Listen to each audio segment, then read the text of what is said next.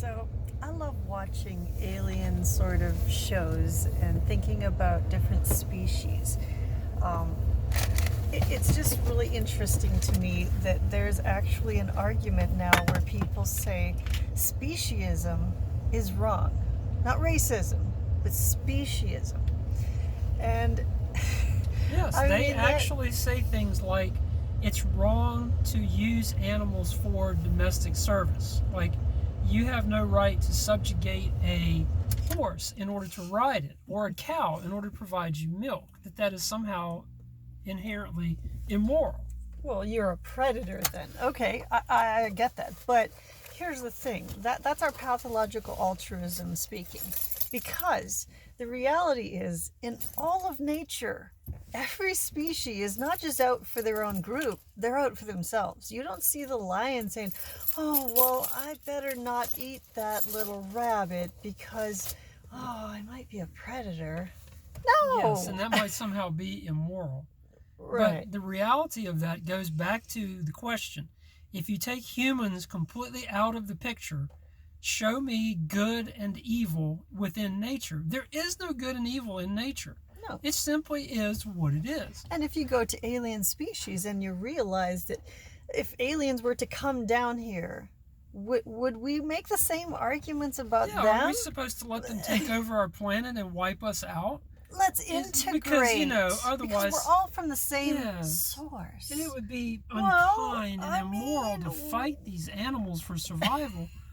No, that's ridiculous. That is absurd. Any species that would give up its own sovereignty and survival for the sake of some moral principle is immediately going to go extinct because they're not going to fight for their own survival of the fittest. I mean, if we are such empathetic creatures that we think that we should just give up everything that makes us us, including our somewhat predatory nature, because we are meat eaters by nature. I'm sorry for you vegans out there, but it is true. I mean, even the fact that we have our teeth the way that they do, some of us are and some of us aren't.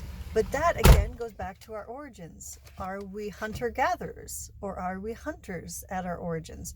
But then you have to wonder, okay, are people's differences really far enough apart that we could say one is kind of alien to another?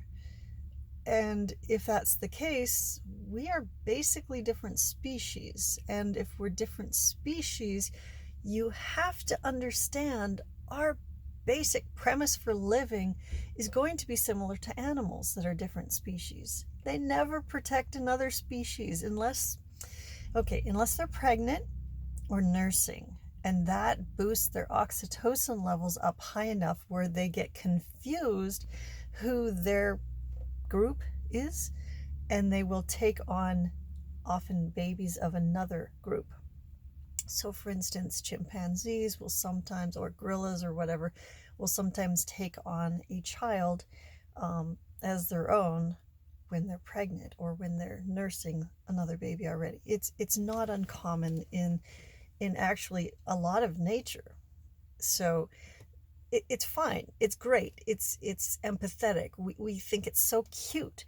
But really, what it is oxytocin. When you have high levels of oxytocin, groups that are the outgroup become suddenly acceptable to be accepted and integrated into your group.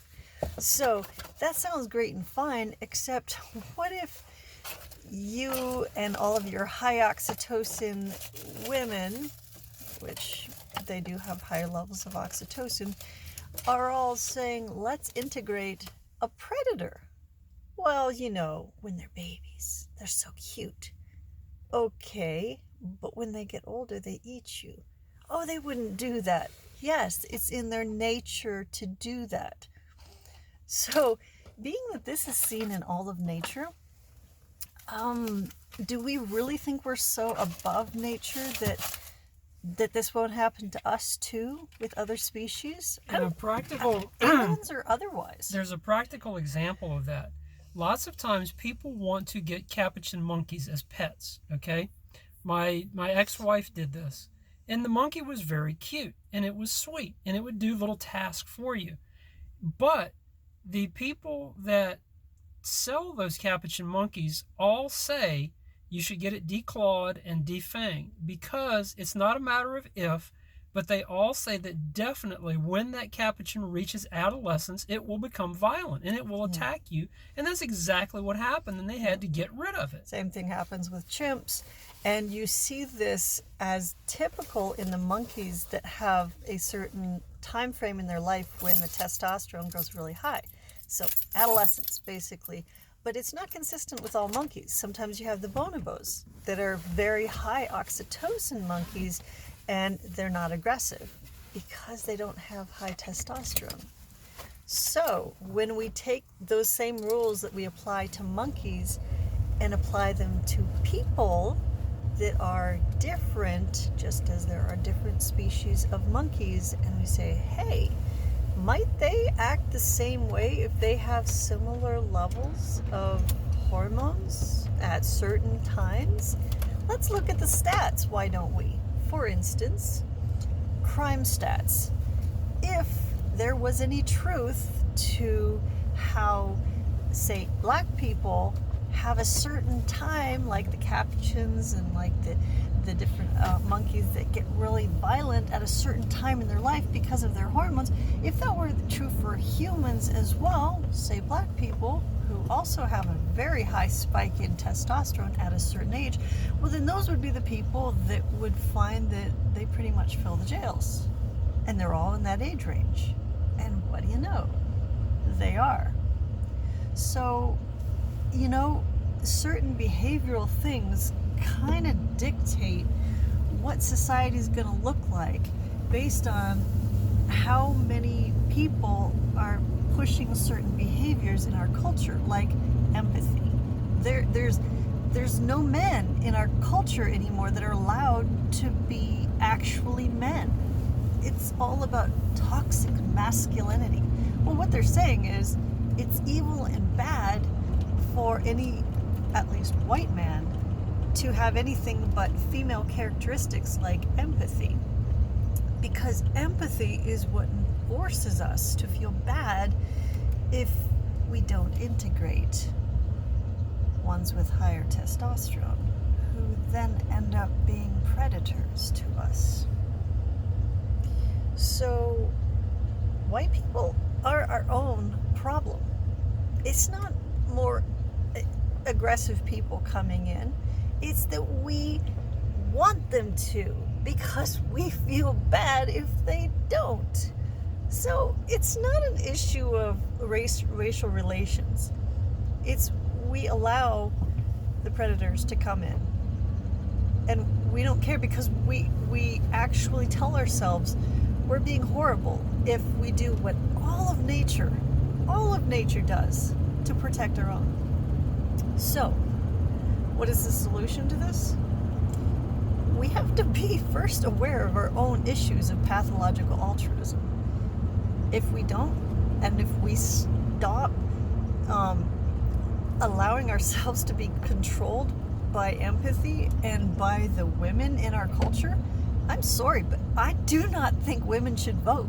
I personally think that kind of weakness is what showed a downward spiral in this country.